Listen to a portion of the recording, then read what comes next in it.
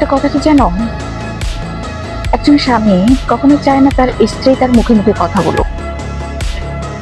যে স্ত্রী তার স্বামীকে সম্মান করে না, স্বামীর মুখে মুখে কথা বলে, তর্ক করে, সেই সংসার কখনোই টিকে না। কারণ একটা পুরুষ মানুষ কখনোই চায় না যে তার স্ত্রী তাকে অপমান করুক।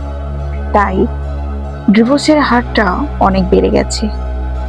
আর এই সমাজে দোষ দেয় যে পুরুষ মানুষ ভালো না। তুমি যতদিন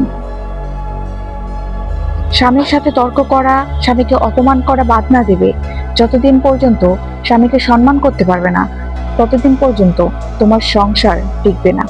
তাই মেয়েদের উদ্দেশ্যে একটা কথা বলি, তোমরা নিজেকে সামলাতে শিখো, নিজেকে কন্ট্রোল করতে শিখো।